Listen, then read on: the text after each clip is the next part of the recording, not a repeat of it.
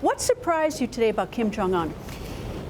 Really, he's got a great personality. He's a, funny guy. He's a very smart guy. He's a great negotiator. He loves his people. Not that I'm surprised by that, but he loves his people. And I think that we have the start of an amazing deal. We're going to de-nuke North Korea. It's going to start immediately, and a lot of other things are happening, including getting the remains back. I know you've been so involved in so many ways in North Korea, but getting the remains back, Greta, is so important to so many people. They've called me, they've written me letters, please, can you do it? And he's agreed to do that. Thousands of people, who died in the war. So that's a big deal. So you put the human rights issue on the table today, and he reacted how? Very well. I mean, we obviously were talking about the denuclearization 90% of the time, but we put a lot of other things, including human rights were mentioned. Getting the remains back were a big factor. In fact, we put it in the document. We're able to get that in the document.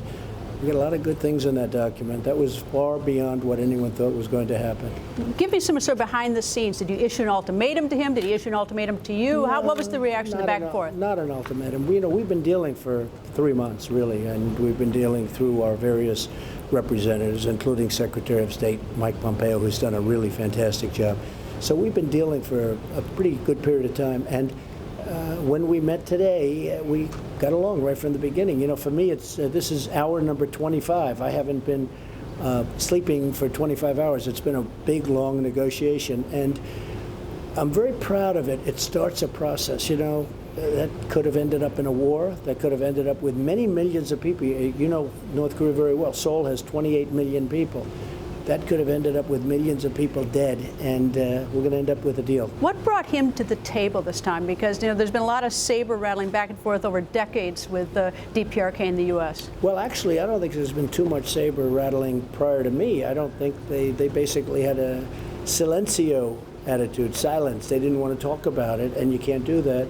And I think the initial rhetoric was very important, frankly, as much as I hated to do it, and as much as some people thought I was doing the wrong thing. I think without that, we wouldn't be here. I also think that he really wants to make a deal. He wants to do something. Because he knows that we mean business. I don't think he felt that in the past. I think in the past it was different people. It didn't work out. But he knows that we want to do business. We have to do business, and we will do business. And now we do have, it's been, not a long time, but although you could say that from day one we've been talking about North Korea, and in a very tough manner.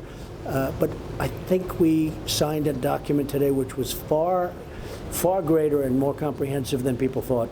Nobody thought this was possible. What do you think he thought of you after he left? I think he liked me, and I like him, and I understand the past, and nobody has to tell me he's a rough guy. He has to be a rough guy, or he has been a rough person, but we got along very well. He's smart, loves his people, he loves his country, he wants a lot of good things, and that's why he's doing this. But you've starved them, he's been brutal to them, he still loves his people? Look, he's doing what he's seen done. I mean, if you look at it, but I really have to go by today and by yesterday and by a couple of weeks ago, because that's really when this whole thing started. Again, without the rhetoric and without the sanctions were very important. The sanctions are going to remain on until such time as we see, this is going to happen. And we pretty much see that now, but the sanctions will remain on until we really start dismantling or dismantle the nuclear weapons. Because this is Voice America, it will be heard in North Korea by the citizens of DPRK of North Korea. What do you want to say directly to the citizens of North Korea? Well, I think you have somebody that has a great feeling for them. He wants to do right by them, and we got along really well. We had a great chemistry. You understand how I feel about chemistry. It's very important. I mean, I know people where there is no chemistry. No matter what you do, just don't have it. We had it right from the beginning. I talked about that, and I think great things are going to happen for North Korea.